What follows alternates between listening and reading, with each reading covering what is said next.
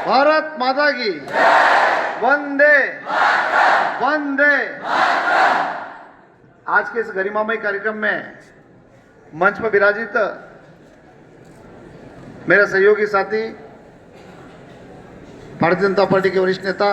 जनपद पंचायत सीतामऊ के सदस्य सम्मानित अरविंद सिंह राठौड़ जी, जिला शिक्षा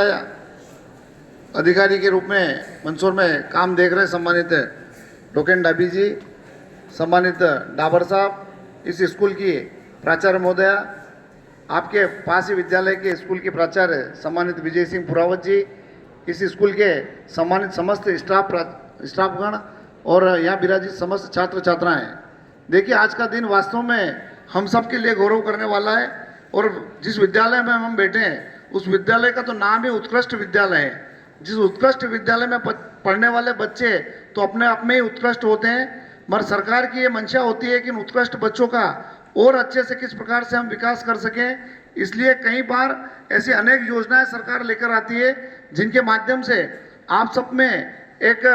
ये मैसेज जाए कि आप पढ़ाई के क्षेत्र में और अधिक ध्यान लगा किस प्रकार से पढ़ाई कर सकें। देखिए, मध्य प्रदेश के पूर्व मुख्यमंत्री जैसे शिवराज जी का जिक्र माननीय अरविंद जी ने किया है। वास्तव में शिवराज सिंह जी चौहान ने शिक्षा के क्षेत्र में अमूलचूल परिवर्तन किया है और इसी को आगे बढ़ाते हुए हमारे मध्य प्रदेश के यशस्वी मुख्यमंत्री डॉक्टर मोहन यादव जी ने भी यही धैर्य को रखते हुए शिक्षा को किस प्रकार से हम अधिकतम आगे ले चले और शिक्षा का स्तर किस प्रकार से विद्यालयों में सुधरे, उसके लेकर इस प्रकार के आयोजन किए जा रहे हैं। वर्ष में लगभग 3, 4, 5 आयोजन इस प्रकार के होते हैं, चाहे कि साइकिल वितरण हो, गणवेश वितरण हो और अन्य प्रकार के अनेक आयोजन इस प्रकार के होते हैं जिसमें शिक्षा को आगे बढ़ाने के लिए एक प्रोत्साहित किस प्रकार से छात्र हो। देखिए, स्कूटी लेना या मोटरसाइकिल लेना, लैपटॉप लेना कोई बहुत बड़ी बात नहीं। हर पिता ये चाहता है यदि हमारा बेटा अच्छा पढ़ता है तो हम वो किसी भी प्रकार का श्रम परिश्रम करके वो बच्चे को व्यवस्था दिलाने का प्रयास करता है। मगर हमारी सरकार के मुखिया डॉक्टर मोहन यादव जी का ये ध्येय है कि आप सब बच्चों के बीच में बैठकर एक ऐसे छात्र का हम चिन्हित करेंगे जो सर्वाधिक अंक लेकर विद्यालय में पढ़कर गया है। उस बच्चे को हम ई स्कूटी या लैपटॉप देकर अन्य बच्चों में ये मैसेज देने का काम करते हैं कि हम भी पढ़ाई के माध्यम से, क्योंकि देखिए, आज जिस बच्चे को हम स्कूटी का प्रमाण पत्र दे रहे हैं उनके पिता हमारे सामने बैठे हैं। एक पुत्र का इससे बड़ा गौरव क्या हो सकता है जो शिक्षा के क्षेत्र में उसने इतना बड़ा काम किया कि उसके पिता को सम्मान मिला है। तो आप भी ऐसा प्रयास करें, आप भी सब मिलकर। आज मैं आपको बताना चाहता हूं कि इनके पिता जो बेटे हैं, उनके पिता और उनकी बहन को जो आत्मसम्मान मिल रहा है वो उन्होंने कभी सोचा भी नहीं होगा, वो उनके बेटे ने दिलाया है। तो हम सब यहाँ जितने भी बड़े बच्चे बैठे हैं, छात्र छात्राएं बैठे हैं, मैं उनसे ये आग्रह करता हूँ कि आपके परिवार के पेरेंट्स, आपके पिताजी और परिवार के लोग बड़ा संघर्ष और परिश्रम में आपको इस विद्यालय में भेजने का काम करते हैं। चाहे ग्रामीण क्षेत्र के बच्चे भी यहाँ बैठे होंगे, क्योंकि मेरा सौभाग्य है कि मैं आज विद्यालय में आकर आपके सामने बोल रहा हूँ। एक दिन वो हुआ करता था जब इस विद्यालय का लगातार 3 वर्षों का छात्र मैं भी हुआ करता था। तो हमने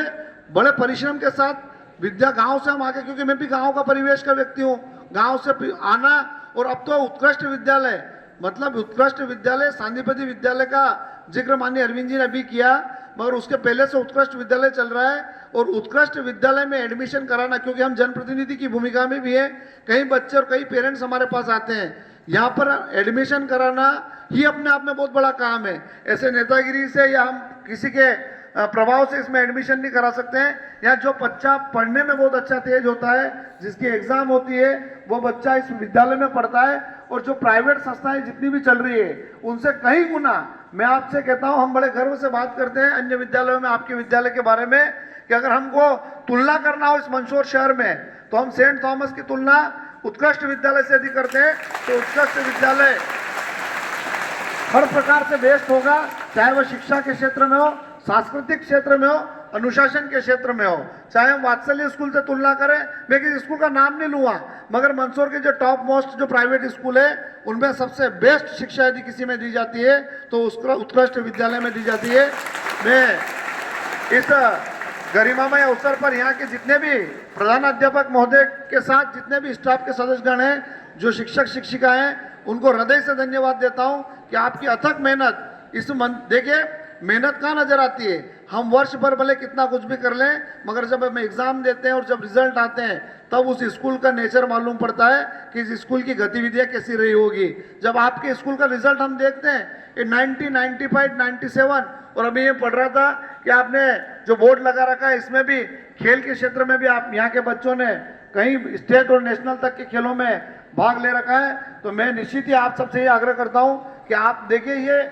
9वीं, 10वीं, 11वीं और 12वीं ये 3 क्लासें ऐसी होती है जो आपके जीवन का भाग्य तय करती है। यहीं से आपका माइंड डाइवर्ट होता है, यहीं से आपको दिशा मिलती है कि हमको किस दिशा में जाना चाहिए, क्योंकि इस उम्र से और इस नजाकत से हम निकले हुए हैं। तो मैं आपसे ये आग्रह करता हूँ कि ये 10वीं, 11वीं, 12वीं आपको एक दिशा देने वाला एक समय होता है। तो आप एक इतने बढ़िया स्कूल में आप अध्ययन कर रहे हैं तो आप अपनी दिशा को एक केंद्र कीजिए। आपका जिस फील्ड में आपका मन हो, चाहे व्यापार के फील्ड में आपका मन हो, तो हमको बेस्ट व्यापार किस प्रकार से करना चाहिए, यदि हमको नौकरी करना है तो किस फील्ड में हमको नौकरी करना चाहिए। गवर्नमेंट जॉब में भी बहुत सारी गुंजाइश है और प्राइवेट सेक्टर में भी बहुत सारी गुंजाइश है। तो मैं आप सबसे ये आग्रह करता हूँ कि आपको जिस फील्ड में जाता हो बहुत मेहनत से उसमें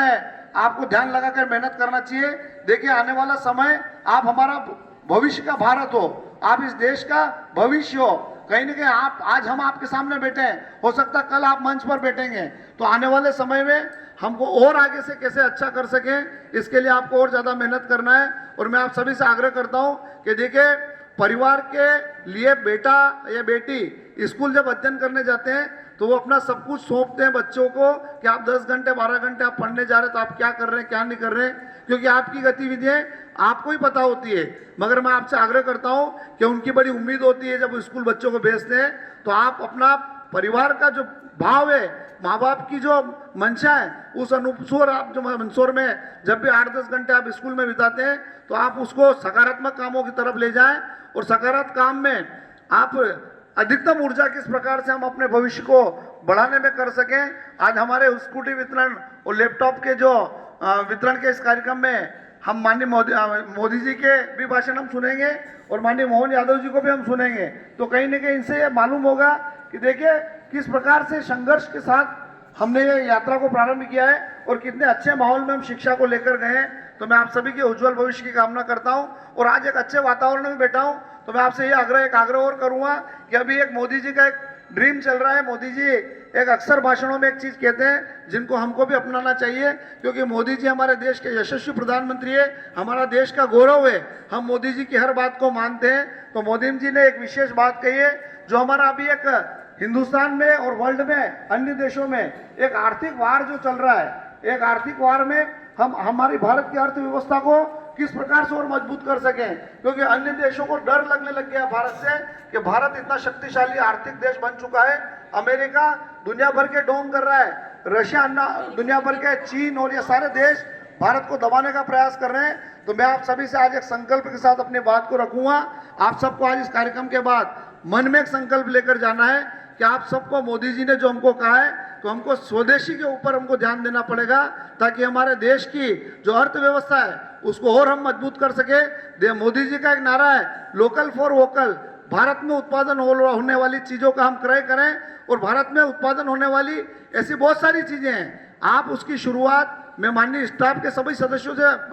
शिक्षकों से और भी आग्रह करूँगा और बच्चों से और छात्राओं से भी आग्रह करूँगा कि आप सबको मिलकर हमको लोकल फॉर वोकल के ऊपर फोकस करना है और हमको भारत में उत्पादन होने वाली चीज़ें उनको हमको खरीदना है ताकि हमारे देश की अर्थव्यवस्था और मजबूत होगी और वो दिन दूर नहीं जब विश्व की सबसे बड़ी शक्ति भारत बनेगी उसके लिए हम सबको मेहनत करना पड़ेगी। ये बात आप मान के चलना कि उसकी शुरुआत हमको थोड़ा सा हमारे घर से करना पड़ेगी। हम हमारी रसोई में थोड़ा सा ध्यान देंगे तो कई चीज़ें ऐसी मिलेगी जो विदेशी है मगर उससे भी बेस्ट क्वालिटी की चीज़ें हमारे हिंदुस्तान में मिल सकती है। हमारा वॉशरूम होता है उससे भी हमको शुरुआत करना पड़ेगी कि टूथपेस्ट, साबुन, बहुत सारी चीज़ें, ब्रश, बहुत सारी चीज़ें ऐसी है जो हम विदेशी चीज़ों का हम उपयोग करते हैं। उसमें बहुत सारी गुणवत्ता वाली चीज़ें, हिंदुस्तान में उत्पन्न होने वाली चीज़ें मिलती है ताकि हम वो खरीदेंगे तो निश्चित ही यहाँ का व्यापारी, जो छोटा व्यापारी है, जो छोटा छोटा अपना काम करके अपने परिवार का गुजारा चलाते हैं, उनको भी आर्थिक लाभ मिलेगा और ये देश वापिस से शक्तिशाली देश बनेगा, आर्थिक तंत्र में मजबूत होंगे। मैं आप सब बच्चों की, छात्र छात्राओं के उज्जवल भविष्य की कामना करता हूं और मैं आपसे आग्रह करता हूं कि देखिए, परिवार का भाव लेकर मैं आपके बीच में आया हूं और आपके परिवार के लोगों ने आपको बहुत मन लगाकर आर्थिक तंगियों के कारण, आर्थिक परेशानियों के साथ आपको यहाँ भेजा है, तो आप उनका नाम रोशन कीजिए। जिस फील्ड में जाना हो अच्छे ताकत के साथ उस फील्ड में आप जाइए। बहुत बहुत धन्यवाद, आपने बुलाया, सुना, उसके लिए बहुत बहुत धन्यवाद। चूँकि हम तो पड़ोस में आपके पुरावत जी के विद्यालय में कार्यक्रम कर रहे थे, वहीं से जाने वाले थे, हमको तो पता भी नहीं था यह कार्यक्रम है। जैसे हमारे पास स्कूल का नाम आया तो मुझे भी रहा नहीं गया, क्योंकि मैं इस स्कूल का छात्र रहा हुआ, तो मेरा भी सौभाग्य रहा मुझे आपके बीच में आके बोलने का एक मौका मिला। आपने बुलाया, सुना, उसके लिए बहुत बहुत धन्यवाद। जय हिंद, जय भारत।